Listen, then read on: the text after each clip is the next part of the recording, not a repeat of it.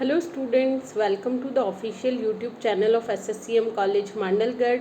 I am Anjali Agarwal, Assistant Professor of Economics and Financial Management. हमारा आज का topic है पृष्ठांकन अथवा बेचान। हमने विनिमय साध्य विलेख के प्रकारों का अध्ययन किया था, जिसमें चेक, विनिमय विपत्र, प्रतिज्ञापत्र आदि का अध्ययन किया। उसमें हमने एक प्रक्रिया पढ़ी थी रेखांकन चेक को सुरक्षित करने की। और जब हमने विनिमय साध्य विलेख के प्रकारों का अध्ययन किया था तो उनकी एक विशेषता थी कि उनका पराक्रमण किया जा सकता है, नेगोशिएशन। तो अब नेगोशिएशन करने की जो प्रक्रिया होती है वह कहलाती है पृष्ठांकन। नेगोशिएशन या पराक्रमण या तो जो बियरर चेक है उस या बियरर डॉक्यूमेंट है, चाहे वह प्रतिज्ञा पत्र है या विनिमय बिल है, तो डायरेक्ट सुपुर्दगी से हो जाता है। लेकिन यदि वह आदेश है, ऑन ऑर्डर है, तो उसके पराक्रमण के लिए जो प्रक्रिया काम में ली जाती है वह कहलाती है पृष्ठांकन। प्रत्येक विनिमय साध्य विलेख की एक प्रमुख विशेषता होती है कि उसका एक व्यक्ति से दूसरे व्यक्ति को पराक्रमण किया जा सकता है। जो वाहक को देय विलेख का पराक्रमण उसकी सुपुर्दगी द्वारा हो जाता है। वाहक यानी जो बियरर चेक है या बियरर डॉक्यूमेंट है, तथा आदेश पर देय विलेख का पराक्रमण धारक द्वारा पृष्ठांकन एवं सुपुर्दगी द्वारा किया जा सकता है। पहले हम उस डॉक्यूमेंट का पृष्ठांकन करेंगे, एंडोर्समेंट होगा, और फिर उसकी सुपुर्दगी होगी। विनिमय साध्य विलेख अधिनियम की धारा 48 के अनुसार, अधिनियम की धारा सेक्शन 48 के अनुसार देय विलेख पर पृष्ठांकन अथवा बेचान आवश्यक होता है। अब पृष्ठांकन कैसे किया जाता है? जो विनिमय साध्य विलेख हैं उनके मुख पृष्ठ पर यह जो पीठ होती है, बैक साइड, उस पर हस्ताक्षर करके किसी व्यक्ति का नाम लिख दिया जाता है। तो ये प्रक्रिया क्या कहलाती है? पृष्ठांकन। फॉर एग्जाम्पल, ए को उस चेक को बी के पक्ष में पृष्ठांकन करना है, यानी बी को पेमेंट देना है।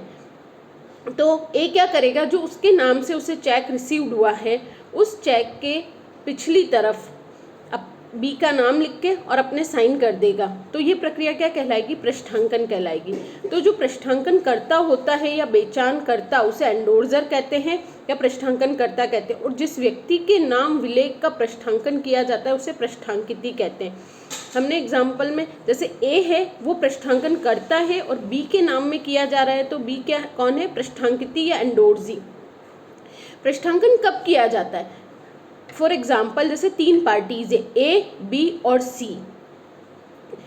सी ने ए को चेक दिया, सी और ए के बीच में कोई व्यापारिक ट्रांजैक्शन हुआ। सी ने ए को चेक दिया 10,000 रुपये का। अब ए को सेम 10,000 रुपये का पेमेंट किसको करना है? बी को करना है। तो अब ए के नाम से जो ए को चेक रिसीव्ड हुआ है, ए उस चेक के पीछे बी का नाम लिख के और हस्ताक्षर कर देगा। तो यह प्रक्रिया क्या कहलाएगी? पृष्ठांकन कहलाएगी। जो पृष्ठांकन करता है उसे पृष्ठांकन करता या बेचान करता इंग्लिश में एंडोर्सर कहा जाता है, और जिस व्यक्ति के नाम विलेख का पृष्ठांकन किया जाता है उसे एंडोर्सी कहते हैं। पृष्ठांकन अथवा बेचान का अर्थ व परिभाषा। साधारण बोलचाल की भाषा में किसी विनिमय साध्य विलेख के मुख पर, पीठ पर हस्ताक्षर करके साधारण बोलचाल में किसी विनिमय साध्य विलेख की पीठ या मुख पृष्ठ पर हस्ताक्षर करने अथवा किसी अन्य व्यक्ति का नाम लिखकर हस्ताक्षर करना पृष्ठांकन अथवा बेचान कहलाता है। ये इसकी एक सामान्य परिभाषा है। अधिनियम, भारतीय विनिमय साध्य विलेख अधिनियम 1881 की धारा 15 के अनुसार पृष्ठांकन को किस प्रकार परिभाषित किया गया? वो ही परिभाषा है कि जब किसी विनिमय साध्य विलेख, विनिमय साध्य विलेख में चेक भी हो सकता है, विनिमय विपत्र भी हो सकता है, प्रतिज्ञा पत्र भी हो सकते हैं। विनिमय साध्य विलेख का लेखक अथवा धारक उसकी पीठ पर या उसके मुख पृष्ठ पर अथवा संलग्न कागज की पर्ची पर, अगर चेक के बैक साइड में बहुत सारे एंडोर्समेंट हो गए हैं तो हम एक कागज की पर्ची भी उसके साथ अटैच्ड कर देते हैं। पराक्रमण के प्रयोजनार्थ, यानी हमको किसी और को पेमेंट करना, उसको नेगोशिएट, उसका अधिकार हस्तांतरित करना है, लेखक से भिन्न अन्य रूप में हस्ताक्षर करता है, तो ये कहा जाएगा कि उस विपत्र का बेचान किया गया है और वह उसका पृष्ठांकन करता है। तो आपको समझ में आया होगा कि पृष्ठांकन क्या होता है। एंडोर्समेंट, जब किसी विनिमय साध्य विलेख के मुख या पीठ पर लेखक अपने हस्ताक्षर कर किसी व्यक्ति का नाम लिख देता है, तो यह प्रक्रिया क्या कहलाती है? पृष्ठांकन। अब है पृष्ठांकन के उद्देश्य। पृष्ठांकन क्यों किया जाता है? जो पृष्ठांकन का मुख्य उद्देश्य तो पराक्रमण करना है। विलेख में उल्लेखित संपत्ति एवं अधिकारों के हस्तांतरण के उद्देश्य से ही विलेख का धारक विनिमय साध्य विलेख का पृष्ठांकन करता है। और इसके अलावा पृष्ठांकन का उद्देश्य पृष्ठांकित को यह गारंटी देना है कि विलेख सही है, न तो विलेख जाली है और न उस पर किया गया पृष्ठांकन जाली है। विलेख पर लेखक या पृष्ठांकनकर्ता का वैधानिक अधिकार है। यदि उसका अनादरण हो जाता है विलेख का, तो क्षतिपूर्ति का वचन भी कौन देगा? पृष्ठांकनकर्ता। विलेख का किसी अन्य को भुगतान दिलाना। पृष्ठांकन का उद्देश्य विलेख के धारक अथवा लेखक द्वारा विलेख का भुगतान किसी अन्य को दिलाना भी हो सकता है। अब विलेख का पृष्ठांकन कौन कर सकता है? Who can endorse the instrument? Main तो जो लेखक या धारक होगा।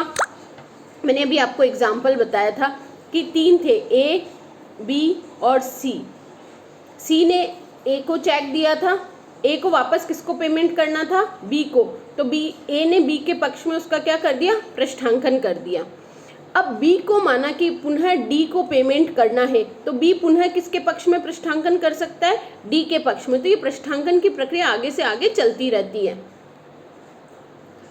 विलेख का लेखक या धारक जो ड्रॉवर है, ये आपको पता है कि जो मेन सबसे पहला अधिकार होता है वो विलेख के लेखक या धारक या प्रापक का होता है, जो उस पर अपने साइन करके किसी अन्य व्यक्ति का नाम लिखकर उसके पक्ष में उस विलेख का पृष्ठांकन करता है। नेक्स्ट है अभिकर्ता द्वारा पृष्ठांकन। यदि लेखक अधिकार देता है अपने एजेंट को कि मेरे पक्ष में तुम भी, तो वो एज ए एजेंट वह जब साइन करेगा तो उसमें एज ए एजेंट ए या उसका नाम लिखकर वो साइन करेगा, तो उसे वह कहलाता है अभिकर्ता द्वारा पृष्ठांकन। धारा 27 के अनुसार एक अभिकर्ता अपने स्वामी के आदेशानुसार विलेख का पृष्ठांकन कर सकता है। उसे पृष्ठांकन करते समय अपनी हैसियत स्पष्ट कर देनी चाहिए, अन्यथा वह विलेख के अनादरण की स्थिति में स्वयं व्यक्तिगत रूप से उत्तरदायी होगा। इस लाइन का क्या मतलब है? जब भी वह साइन करेगा तो वह वहाँ लिखेगा as a agent of a. Next है संयुक्त पृष्ठांकन। जब किन्हीं 2 व्यक्तियों को किसी तीसरे व्यक्ति को भुगतान करना होता है तो वह दोनों व्यक्ति संयुक्त रूप से भी हस्ताक्षर करके उस विलेख का पृष्ठांकन कर सकते हैं। जब किसी विलेख के लेखक अथवा एक से अधिक हो तो विलेख का पृष्ठांकन भी उन सभी के द्वारा हो सकता है। कोई अकेला लेखक वैधानिक पृष्ठांकन नहीं कर सकता। वैधानिक उत्तराधिकारी। जब कभी विलेख के लेखक की पृष्ठांकन के बाद किंतु विलेख की सुपुर्दगी के पहले, अभी जब हमने स्टार्टिंग में पढ़ा था तभी बताया था कि केवल पृष्ठांकन के बाद यदि आप सुपुर्दगी नहीं करते हैं विलेख की तो वह भी पूर्ण नहीं माना जाता है। वैधानिक उत्तराधिकारी। जब भी विलेख के लेखक की पृष्ठांकन के बाद या विलेख की सुपुर्दगी के पहले ही मृत्यु हो जाती है तो जो उसका वैधानिक उत्तराधिकारी होगा वह केवल विलेख की सुपुर्दगी या विलेख का हस्तांतरण नहीं कर सकेगा। पहले वो क्या लेगा? पावर लेगा अपने कि हाँ मैं इस विलेख का कर सकता हूँ, उसके बाद वो उसका पुनः पृष्ठांकन करेगा और फिर सुपुर्दगी देगा। विलेख के पृष्ठांकन की क्या अवधि होती है? तो भुगतान से पूर्व, यानी जैसे चेक आज की तारीख में लिखा गया है 3 महीने तक चेक की वैलिडिटी होती है, तो बिफोर 3 मंथ्स, या हमने कोई भी विनिमय बिल लिखा है वो 60 दिन का है, 80-90 दिन का है, तो उस तिथि से पूर्व, स्वीकृति से पूर्व उसका क्या हो जाना चाहिए? पृष्ठांकन हो जाना चाहिए।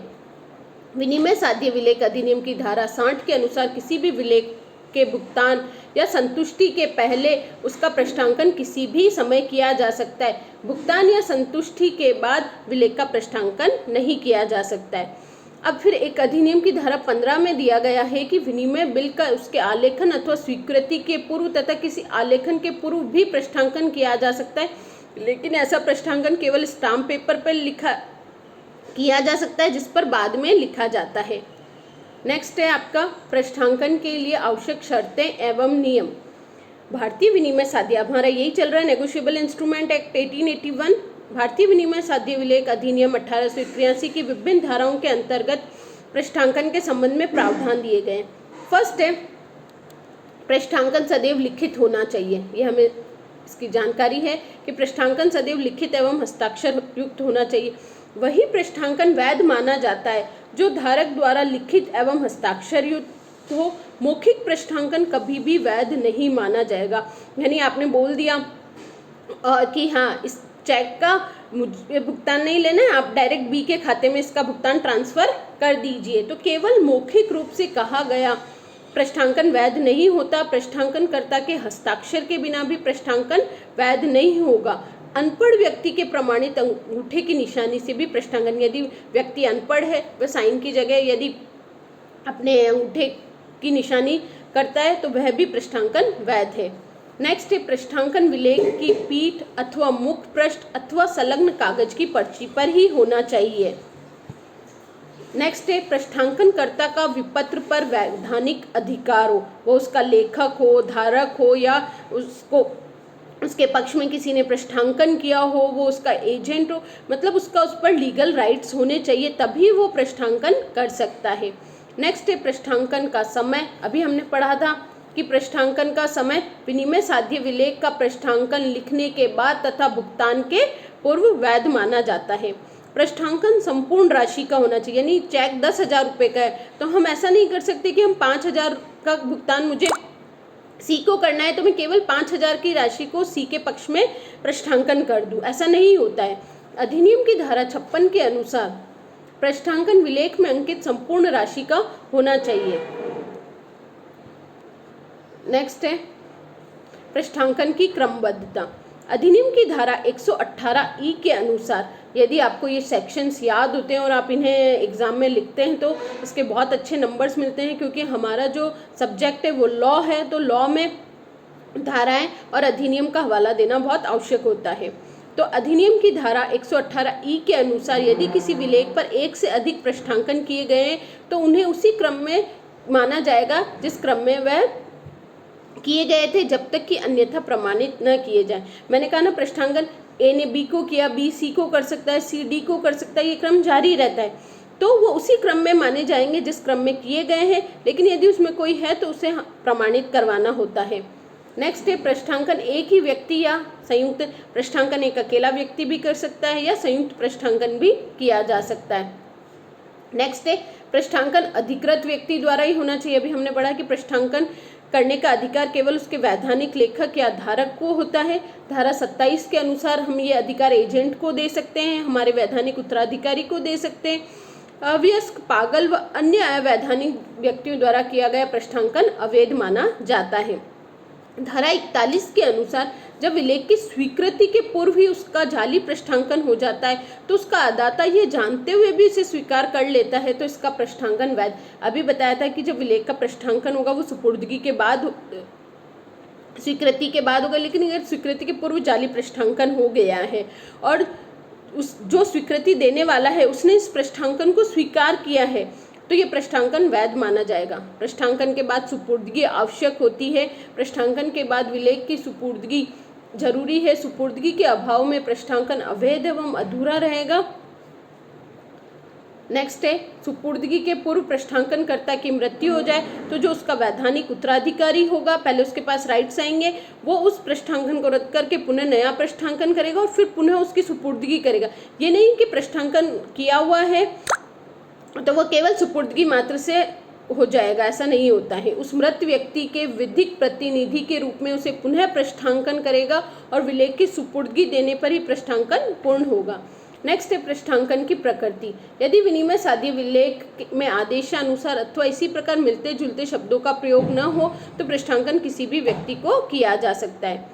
नेक्स्ट है पृष्ठांकन का क्या प्रभाव होता है। जो उस विनिमय साध्य विलेख में लिखे हुए जो अधिकार है, हस्तांतरण राशि के अधिकार का ट्रांसफर है, तो वो किसके पक्ष में हो जाते हैं, जिसके पक्ष में पृष्ठांकन किया गया है। विनिमय साध्य विलेख अधिनियम की धारा 50 के अनुसार विलेख पर पृष्ठांकन एवं सुपुर्दगी के बाद पृष्ठांकित को विलेख में निहित संपत्ति के वे सब अधिकार मिल जाते हैं जो किसे प्राप्त थे, पृष्ठांकनकर्ता को प्राप्त है। सुपुर्दगी के समय विलेख पूर्ण होना चाहिए, अन्यथा यह अवैध माना जाता है। धारा 20 के अनुसार उस पर संपूर्ण स्टाम्प लगे हुए होने चाहिए, यानी विलेख पे हस्ताक्षर होने चाहिए, नाम होना चाहिए, तो विलेख पूर्ण होना चाहिए सुपुर्दगी के समय। तो इस चैप्टर में हमने, इस वीडियो में हमने एंडोर्समेंट क्या होता है, एंडोर्समेंट के कौन कर सकता है और एंडोर्समेंट करते समय या पृष्ठांकन करते समय हमें किन किन बातों का ध्यान रखना चाहिए, या हम एक तरह से बोलें जो इसकी विशेषताएं भी हो सकती है। तो इस वीडियो से रिलेटेड यदि आपकी कोई क्वेरी है तो आप मुझे कमेंट बॉक्स में या व्हाट्सएप ग्रुप पर पूछ सकते हैं। Stay home, stay safe, thank you.